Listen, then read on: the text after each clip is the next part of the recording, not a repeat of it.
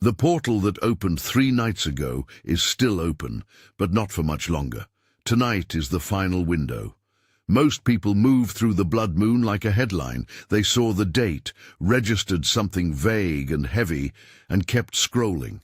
A smaller group paused, felt the pull, sensed that something beneath the surface had shifted. But the ancient practitioners, the ones whose understanding of cosmic cycles shaped the Egyptian calendar, the Pythagorean mystery schools, the Vedic astrologers who mapped the heavens for thousands of years, they knew something that most people alive today have forgotten. The most powerful moment was never the eclipse itself. It was the hours before the portal closed. You're in those hours right now, and there is one thing. Not 5 rituals, not 9 practices, one specific act that was preserved across these traditions for exactly this threshold. Before midnight tonight, you still have access to what the eclipse opened. After midnight, the window closes. What you do with the next few hours is the only question that matters. Before we go deeper into this, if this kind of knowledge speaks to you, the kind that bridges ancient wisdom with practical application, subscribe to this channel. This is where we keep uncovering what was preserved for exactly this moment. There is a common misunderstanding about eclipse portals. Most people think the portal is the eclipse itself, that the peak of the blood moon, the moment of fullest shadow, is the window. But this understanding reverses the actual mechanic. The eclipse is the door opening. The post-eclipse period is the doorway while it's still open. Ancient traditions from Egypt to India to Greece recognized that the 72 hours following a major lunar event carried a particular quality of energetic permeability, a thinning of what Hermetic tradition would call the veil between intention and manifestation. In practical terms, what you plant in this window carries the weight of everything that preceded it. The eclipse didn't just create a moment. It opened a sustained period of elevated receptivity, and that period has been closing slowly for 3 days. Here is the counterintuitive teaching that the mystery schools preserved with particular care.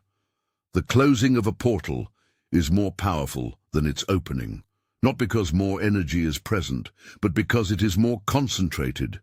Think of it as compression. When the window is fully open, the energy is diffuse, available, expansive. As it narrows, it concentrates. In those final hours, the energy that has been moving through the eclipse window is compressed into a smaller and smaller passage. What you plant in the final hours carries the concentrated weight of everything that came before. This is why initiation ceremonies in ancient traditions weren't performed on the night of an astronomical event. They were performed in the final hours before the window sealed. 3 separate traditions, Egyptian, Vedic, and Pythagorean, independently arrived at the same interval, 72 hours, not 48, not 96. 3 days. The Egyptian priests who worked with lunar cycles recorded a specific period of heightened receptivity following a full moon eclipse, a window they called the aftermath of Ra's eye opening. Vedic astrology formalizes this as the Grahan window, the eclipse period, which extends precisely 72 hours before and after the lunation, during which actions are understood to carry multiplied consequence, both in terms of release and intention. The Pythagorean tradition held the number 3 as the number of completion, thesis, antithesis, synthesis, and understood the 3rd day after any major celestial event as the moment of sealing, where the cycle completes and the imprint is locked in. Tonight is the 3rd night. The Hermetic tradition teaches a principle that becomes important to understand before you perform this ritual: the law of concentration. The Kybalion describes this through its articulation of how mental force operates, that a focused, single-pointed act of consciousness produces results entirely disproportionate to the effort involved, because consciousness directed with precision does not dissipate. Scattered action at a portal produces scattered results. 9 practices performed half-heartedly are worth less than 1 act performed with complete, undivided attention. This is not a matter of effort, it's a matter of focus. A laser and a floodlight contain the same amount of photons. One cuts steel, the other lights a room. Tonight, you need to be the laser. There is a reason you're watching this video tonight and not 3 days from now, not tomorrow. Tonight, the portal responds to presence, to those who show up in the window rather than after it. Something in the part of you that understands timing brought you here now. The deliberate mind debates, the part that operates beneath deliberation, knows. That part navigated you here tonight in these hours because it understands what the window is and what it means. The question is not whether the portal exists, whether the window is real, whether this knowledge has merit. The question is what you choose to do with the access you still have. That access closes at midnight. What you do with the time between now and then is the only variable that is still in motion. Write in the comments today's date and then complete this sentence. I am ready to seal what the blood moon exposed. Not vague, specific. What did the eclipse actually surface for you? Write the specific thing. The portal recognizes precision. The specificity is the practice. What happens energetically in the aftermath of an eclipse is something that both ancient tradition and the modern language of quantum fields are beginning to describe in overlapping ways. An eclipse disrupts the ordinary rhythm of light and reflection. It interrupts the baseline. In hermetic terms, this interruption creates a moment of liminal space, a temporary dissolution of the ordinary boundaries between what is stable and what is possible. That liminal space doesn't snap shut when the eclipse ends. It closes gradually, the way a door closes slowly on a spring rather than slamming. The spring is still releasing. The door is still open, but it's been closing for 3 nights, and tonight it reaches the jam. The specific quality of post-eclipse energy is not the peak quality of the eclipse itself. It's something different, something that most accounts of eclipse energy miss entirely because they focus on the dramatic moment of totality. Post-eclipse energy carries the weight of everything that was revealed. The eclipse surface stripped something, a pattern, a direction, a relationship, a fear, a truth. That exposed thing is still above the surface. It hasn't been driven back down yet. This is the window in which you can consciously work with what was surfaced, rather than watching it gradually sink back beneath ordinary awareness. 3 nights have passed. Tonight, it either gets addressed or it gets buried again. This particular eclipse was a blood moon, a full lunar eclipse where the Earth's shadow covers the moon completely, refracting the sun's light to create the characteristic red or copper color. The red quality carries significance across multiple traditions that is worth understanding. In Egyptian cosmology, the red moon connected to Khonsu, the lunar deity associated with time, healing, and the passage of souls through thresholds. In Vedic tradition, a lunar eclipse activates the shadow nodes, Rahu and Ketu, understood as the forces of disruption and completion. In hermetic terms, red corresponds to the Mars principle, the force of penetration, of cutting through what obscures. A blood moon doesn't just create emotional sensitivity, it penetrates, it cuts through. What you felt was not imagined. Mercury retrograde has layered onto this blood moon window in a way that multiplies its relevance. Mercury governs communication, contracts, the movement of information, the workings of the rational mind, and, in Hermetic tradition, Mercury corresponds to Hermes himself, the principle of mind, the messenger between realms. When Mercury moves retrograde, Hermetic tradition understands this not as malfunction, but as review. The planet that governs communication and thought is reconsidering, returning, re-examining. What Mercury retrograde is doing in this window is refusing to let what the blood moon exposed go quietly. It's the insistent knock after you've tried to pretend you didn't hear it. Tonight is among the last nights that knock continues. The convergence of these three forces, a blood moon that pierced through surface patterns, a post-eclipse window still open at its most compressed and potent, and a Mercury retrograde that refuses to allow anything important to remain unaddressed, creates a moment that the ancient traditions did not just acknowledge, they prepared for. They built their most important initiatory rites around exactly this kind of convergence. You are living in one of those moments. The question is whether you recognize it as such, and whether recognition translates into action.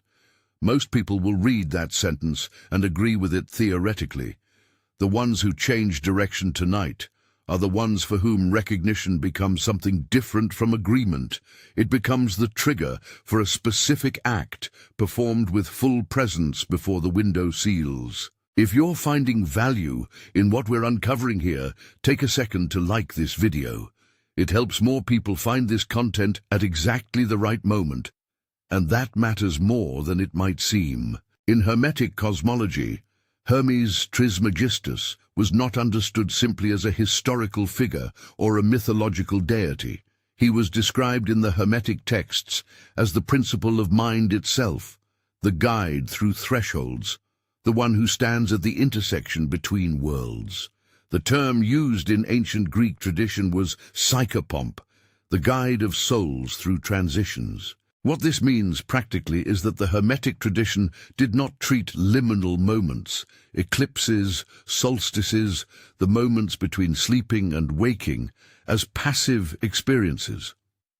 Hermes doesn't wait at the threshold for you to notice him. He stands there and asks whether you intend to cross or not.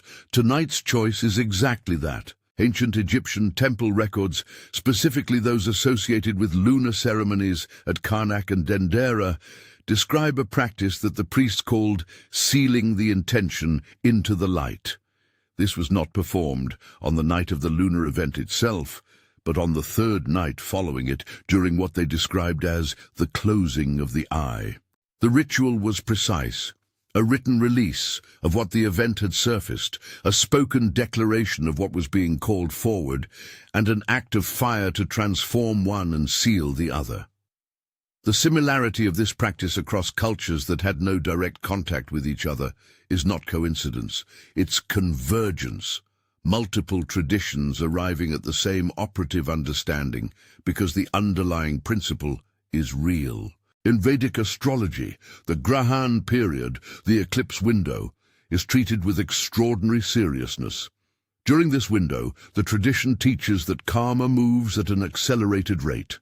What this means in practical language, actions taken with conscious intention during the Grahan window carry the equivalent weight of years of ordinary effort. Actions taken with no intention, or with scattered or fearful intention, carry the same accelerated weight in the opposite direction. The window doesn't discriminate. It amplifies whatever is present in your consciousness at the moment of engagement. This is why doing the one thing with full presence is so much more important than doing multiple things partially. The Pythagorean schools, which were, in practical terms, a mystery school rather than simply a mathematics academy, understood the number 3 as the number of completion and synthesis. In Pythagorean cosmology, the third day after an astronomical event was called the seal day, the moment when the energetic signature of the event was finalized in the material plane. To act before the seal day completed its sealing was to act within the window. To act after was to work without the amplification of the event's energy. Tonight at midnight the seal completes. The portal doesn't announce this. It simply closes, the same way a tide turns. Most people alive right now are not thinking about the blood moon. They felt something 3 nights ago, a mood, a heaviness, a strange clarity, an inexplicable energy, and they filed it under interesting and moved on. The eclipse has passed. The redness faded, ordinary life resumed, the scroll continued. The routine pulled everything back into its ordinary current. This is the mechanism by which most people miss every eclipse window, not because they don't feel it, but because the feeling isn't enough on its own to interrupt the gravity of what's comfortable and familiar. The portal doesn't require that you feel it particularly intensely. It doesn't reward emotional sensitivity. It rewards action within the window. It responds to the person who acts, not the person who senses. The energetic mechanic of the closing is something worth understanding precisely. During the eclipse, the veil between intention and manifestation thins across a wide field. It's available broadly. As the window narrows over the 3 days following, that same energy concentrates.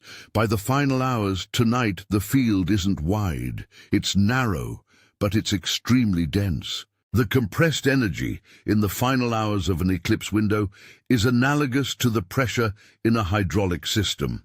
Small movement, enormous force. What you plant in this final narrowing carries more weight per unit of effort than anything you could do tomorrow with twice the effort. If you've been working consistently with these principles, applying the Hermetic laws, using the cosmic windows, doing the practices, but something beneath the surface keeps pulling results back before they fully materialize, something you can feel but can't quite identify, I left something in the first pinned comment. It's for those who are ready for what comes after understanding. What gets sealed tonight versus what remains unsealed is not arbitrary. The eclipse window operates on a principle of resonance.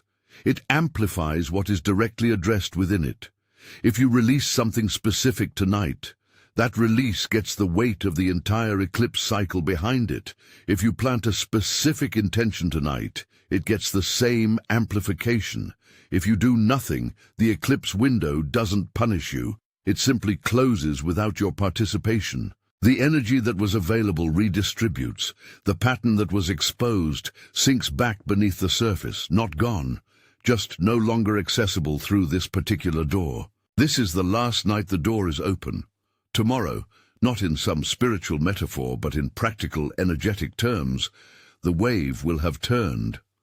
The law of rhythm that the Kabbalion describes is precise.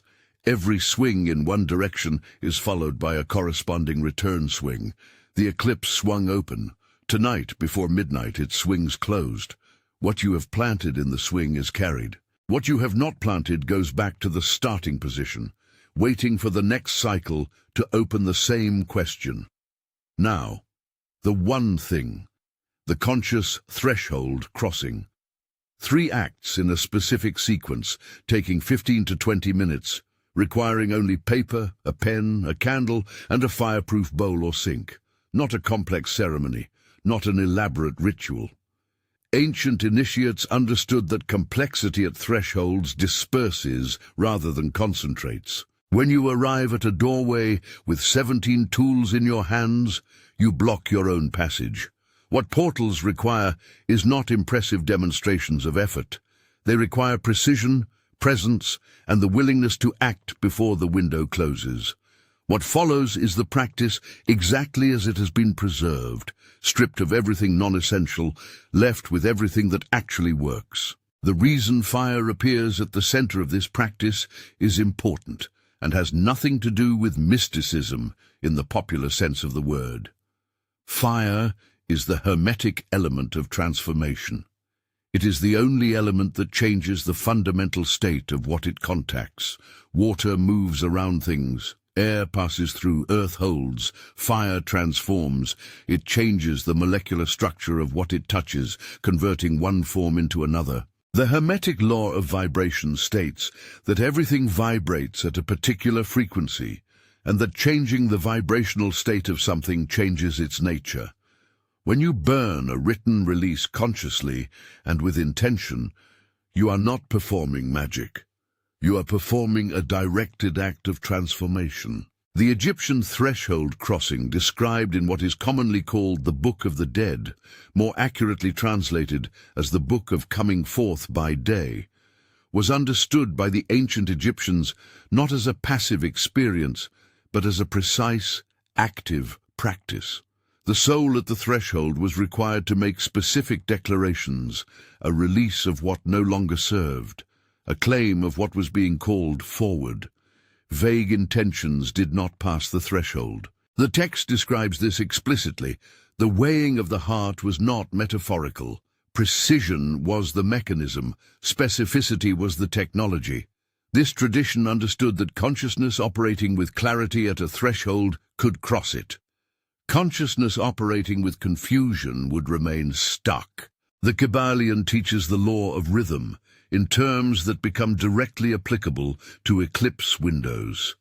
The measure of the swing to the right is the measure of the swing to the left. Rhythm compensates. What this means for tonight: the eclipse opened a wide swing. That same magnitude returns to equilibrium after 72 hours. To act within the swing is to act within the opening. To act after the swing has returned is to start again from stillness, without the amplification. The ancient practitioners did not wait for eclipses to happen and then try to figure out what to do. They prepared, they planned, they knew what they would plant before the window opened, so that when the closing compressed the energy, they were ready to act precisely and completely. There is a reason the release must come before the intention, and it is not ceremonial, it is mechanical. The Hermetic understanding of how a prepared space receives is this: a space that is already full cannot receive. The frequency of what you have been carrying, a pattern, a fear, a habitual limitation, whatever the eclipse surfaced, is occupying the same vibrational space that your intention needs to occupy. You cannot simply overlay the new on top of the old. The release clears the frequency. The intention fills the cleared space. This is not metaphor. It is the Hermetic description of how consciousness operates at the level of frequency. The three elements of this practice, writing, speaking, and fire, each serve a distinct and irreducible function. Writing engages the conscious mind and makes the intangible tangible. It gives the invisible a physical form. Speaking it aloud engages vocal vibration, the physical frequency of your own body, and changes the relationship between you and the knowledge. There is a difference, the Hermetic tradition insists, between knowing something in your mind and declaring it with your voice. The vibration travels through your body and out into the surrounding field. Fire transforms the written form. It converts the physical paper into smoke, into distributed energy, removing the form from the physical plane. Together, these three acts engage the mental, the vocal, and the physical simultaneously. That simultaneous engagement is what makes the threshold crossing complete rather than partial. The logic of burning the release and keeping the intention is not decorative. The release is what you're dissolving, what you've been carrying that no longer serves the direction you're sealing. Burning it is an act of literal transformation. The paper that held the words becomes smoke, which disperses, which is absorbed into the larger field. The form is gone. The intention, by contrast, is what you're anchoring, what you're calling forward and sealing into the physical plane. Keeping it physical, close, present in your environment for the following weeks creates a continued resonance between your daily reality and what you've claimed. The ritual doesn't end when the candle goes out. The intention continues to work as long as it remains present. Precision in your intention is not optional. This is one of the most common places people fail in this kind of practice, not because their intention isn't sincere, but because it isn't specific. A general intention, I want more abundance, I want better relationships, I want clarity, gives the portal nothing to amplify. The portal amplifies frequency. Vague intentions carry vague frequency. Specific intentions carry distinct, identifiable frequency. I am building a business that generates specific amount by specific period is a specific frequency. The portal can work with that. I want to be more financially secure is not a frequency. It's a feeling state. The distinction matters enormously. The ancient Pythagorean understanding of three folds is worth honoring in this practice. Three folds of the intention paper, each directed toward you rather than away, corresponds to the three planes that Hermetic tradition identifies: the mental plane, the emotional plane, and the physical plane. The first fold, toward you, means, "This belongs to me, I claim it at the level of thought." The second fold, toward you, means, "This belongs to me, I feel it as real." The third fold, toward you, means, "This belongs to me, it is already in motion in the material world." You are not making a wish, you are sealing a claim across all three planes simultaneously, using the physical gesture to anchor what the words have declared. Here is what you need: paper, 2 separate pieces, a pen, a candle, color doesn't matter, a fireproof bowl, or access to a sink or outdoor space for burning. That is the complete list. No crystals, no herbs, no elaborate altar. The ancient practitioners who developed this practice were working in stone temples with the most basic materials available to them, because they understood that the power resides in the consciousness directing the act, not in the props surrounding it. Elaborate ceremonies can serve a purpose. They create an atmosphere of intentionality. They mark the threshold between ordinary and extraordinary. But they are not the mechanism. Presence is the mechanism. These materials give you something physical to act through. The act is yours. Before you begin, prepare the space, not in a ceremonial sense, in a practical one. Silence your phone. Find somewhere private where you won't be interrupted for 20 minutes. Sit down. Take 3 slow breaths, not as a spiritual practice, but as a physiological reset, moving your nervous system out of the scattered reactive state that most of us spend our days in and into a state of genuine presence. The ritual works only when the mind is actually present. A distracted mind at a portal is like sending a letter with no return address. You've made the gesture, but nothing can respond. Phase 1. The release. Ask yourself a question that the blood moon has been pointing toward for 3 nights. Not, what do I want to release, but what did this eclipse actually expose? The distinction is crucial. What you want to release is what you've already decided needs to go. What the eclipse actually exposed may be different. It may be more uncomfortable, more specific, less flattering. The eclipse doesn't surface what's convenient. It surfaces what's true. What relational pattern has been showing up with unusual clarity this week? What fear disguised as pragmatism has been running more of your decisions than you've been willing to admit? What direction you've been pursuing has felt increasingly hollow, and you've been avoiding that information? Name the real thing. Step 1. Write what you've named on the first piece of paper. Not a paragraph, not a journal entry. One precise sentence. The structure that works is, I see that specific pattern, habit, dynamic, or fear has been what it has been costing you, blocking, distorting, or delaying. The specificity of this sentence is not incidental. You're not processing, you're naming. There's a fundamental difference between the two. Processing explores, naming declares. You are declaring at this threshold that you see clearly what has been operating. The portal registers clarity. It responds to precision. Step 2. Read what you've written aloud. Once. Clearly. Don't rush it. Don't swallow the words. The Hermetic tradition distinguishes between knowing something silently and declaring it with your voice, because the vocal act produces a physical vibration that travels through your body and into the surrounding field. You are not just processing the information internally, you are declaring it externally, making it known to the field you're operating within.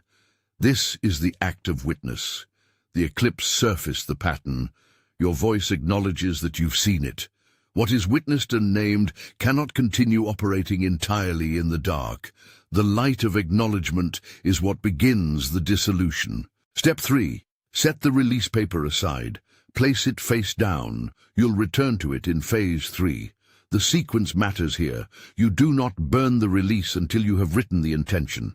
The tradition is specific on this.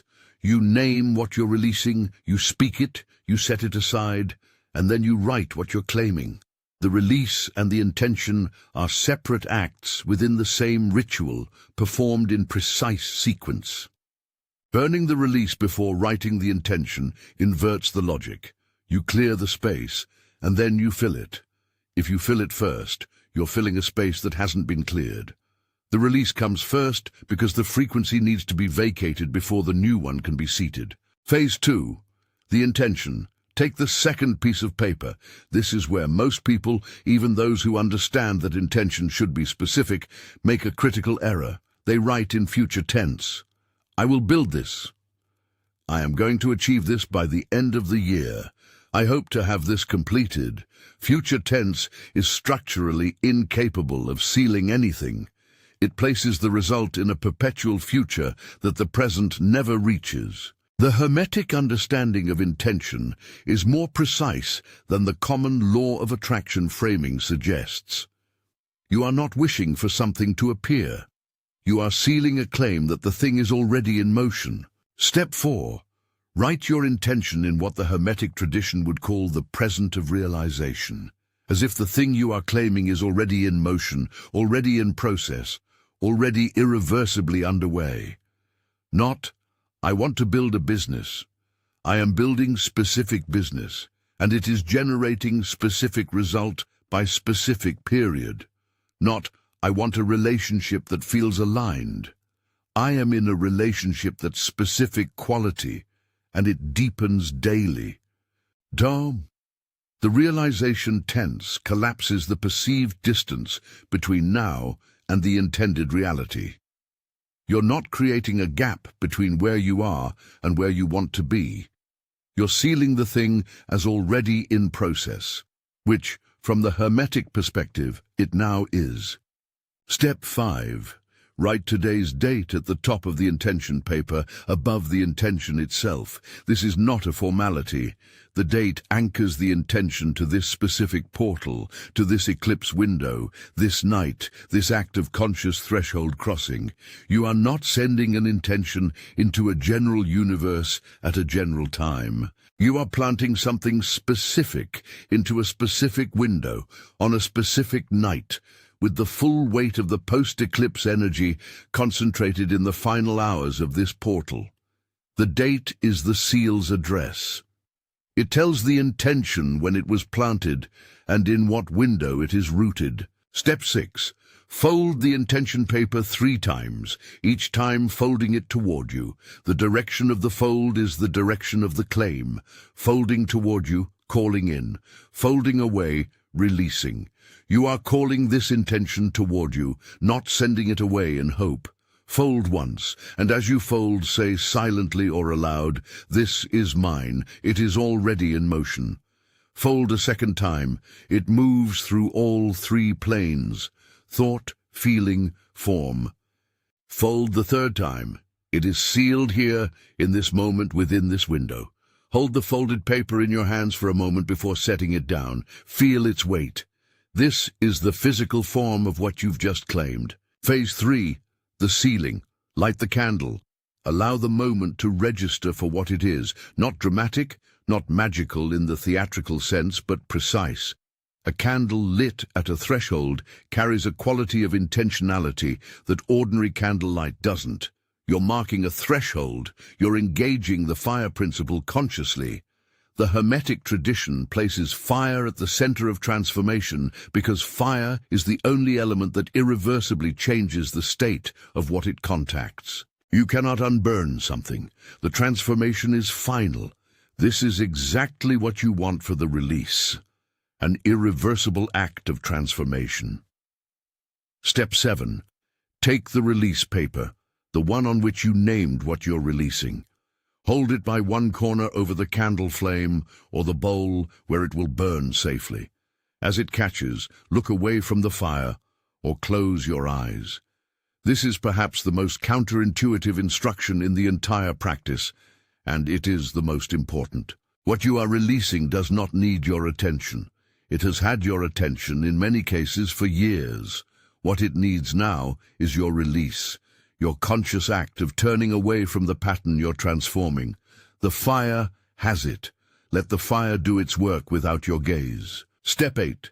As the paper burns, speak aloud, not loudly, clearly. I have seen this. I have named it. I release it to transformation. The specific words are less important than the completeness of the statement. What you're doing in this moment is closing a loop, the loop of awareness, naming, and release. The vocal declaration during the fire is the moment the release seals. Not when you decided to release, not when you wrote the words, when you spoke while the fire was working.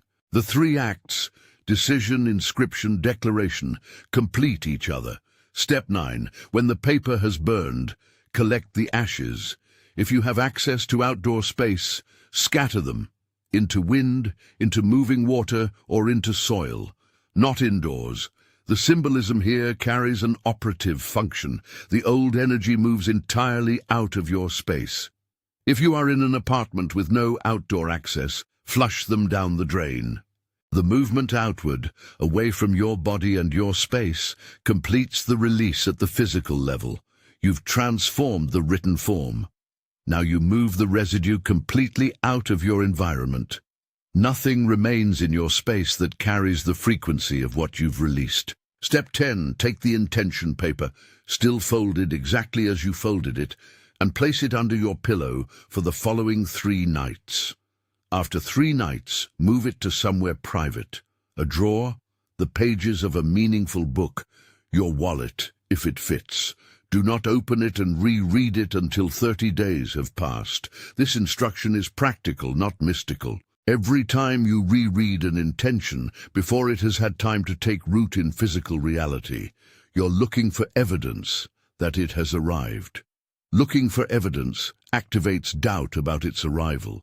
The intention works most powerfully when sealed and left alone to do its work beneath the surface of your awareness. After the ritual is complete, after the ashes are gone and the candle is out and the intention paper is stored, sit in silence for 5 minutes. Don't reach for your phone. Don't call someone to tell them what you just did. Don't post about it. The Kybalian's teaching on concentration after an act of intention is precise. What is spoken or shared immediately after such an act tends to dissipate the concentration that gave it its force. A sealed container that is opened immediately doesn't hold pressure. 5 minutes of silence is the period in which the seal completes. After 5 minutes, return to your life. The work is done. Within 72 hours of the ritual, watch for something that functions as acknowledgement. Not confirmation, acknowledgement. The universe does not send arrival notifications. What it sends is aligned movement, a conversation that references exactly what you addressed, a synchronicity that touches the domain of your intention, a sudden clarity about a decision you've been stalling, a door opening in the specific area you named. This acknowledgement is not proof that the ritual worked. It is the ritual working. The pressure of the sealed intention begins to create movement in the external field almost immediately because you've just changed the frequency you're operating at. And changed frequency produces changed resonance in the surrounding field before the material conditions visibly shift. Within 30 days, you will notice shifts in the domain you addressed. Understand what shifts means precisely. Not completion, not arrival, not the thing fully manifested. Movement, direction change. The pattern you named in the release will begin to lose its grip, not disappear overnight, but loosen. Its frequency in your life will decrease.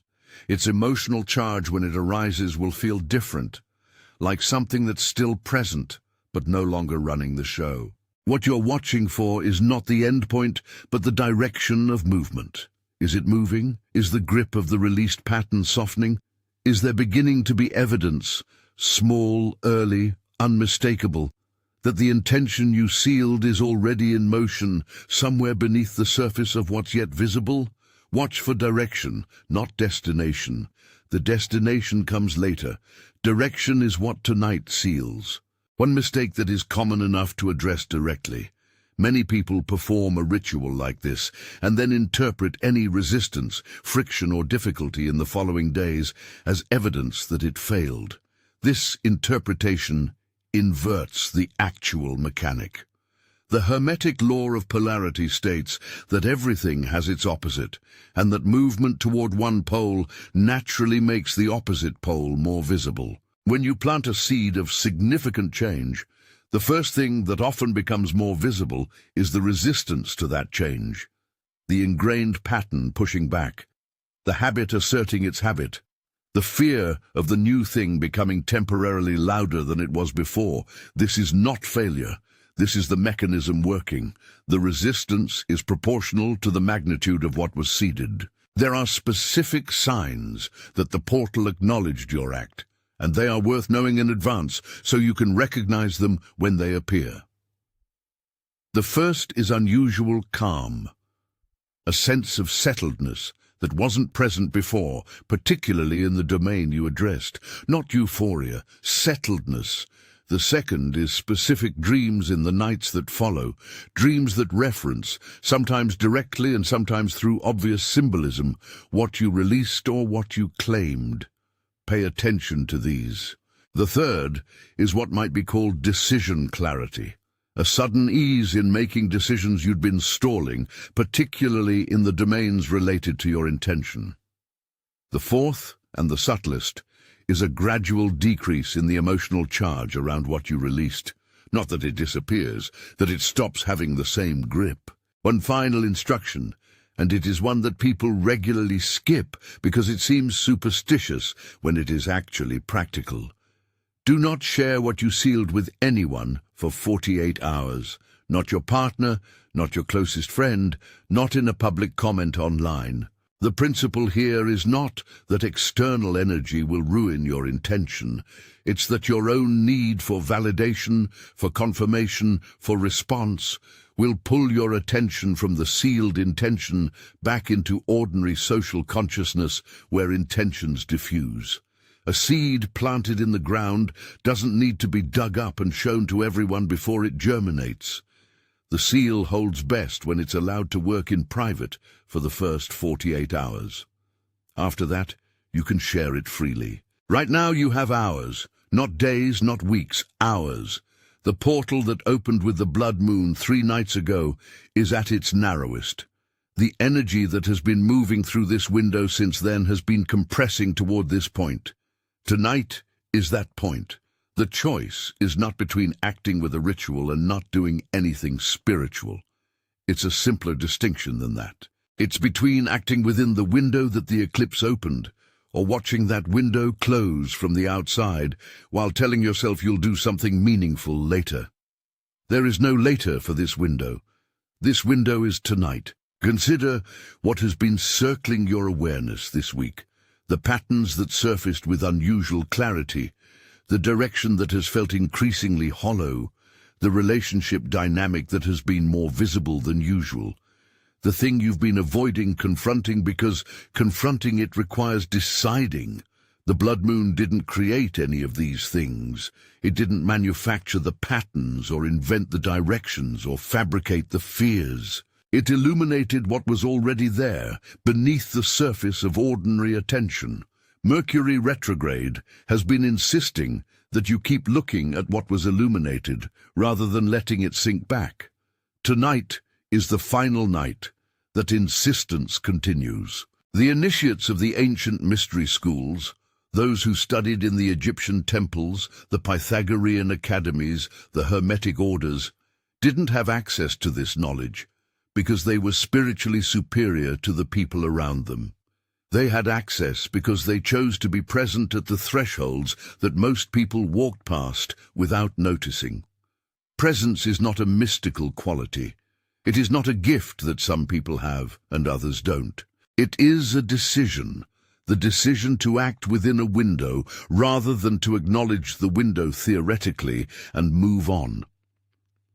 The mystery schools preserved this knowledge because they understood that knowing and doing are not the same. The knowledge only becomes power when it is acted on. Tonight, the decision has a specific shape. 20 minutes before midnight with 4 objects and something real to say. That's the threshold. There is no middle version of this. You act within the window, or you don't. The portal doesn't partially close. It closes. The tide doesn't partially turn. It turns. You're either on one side of the door or the other, and the door is still open for the next few hours. The specificity of this is the point. The urgency is not manufactured. It is the actual mechanic of the eclipse window operating exactly as the ancient traditions described it. What happens to those who don't act is not punishment. It's physics. The pattern that the eclipse surfaced goes back underground, not gone, still present, still active, still shaping decisions and directions beneath the level of ordinary awareness. The Hermetic law of rhythm is relentless in this. The same issue will surface again in the next appropriate window. 6 months from now, a year from now, the next significant eclipse or threshold. When it surfaces again, it will be less fresh but more entrenched, more urgent. The question it raises will be the same question, but with more accumulated weight. Using eclipse windows doesn't eliminate the work, but it uses the amplification of the window rather than working against ordinary resistance. There is a reason the initiates worked within these windows rather than against the tide. The people who will use this window tonight are not more spiritual than those who won't. They are not more enlightened or more deserving. They simply understand one thing clearly. Consciousness directed with precision at the right moment is more powerful than any amount of effort or technique applied at the wrong time. The right moment requires recognition. Recognition requires presence. Presence requires the willingness to act before the window closes, rather than after you've processed the idea thoroughly.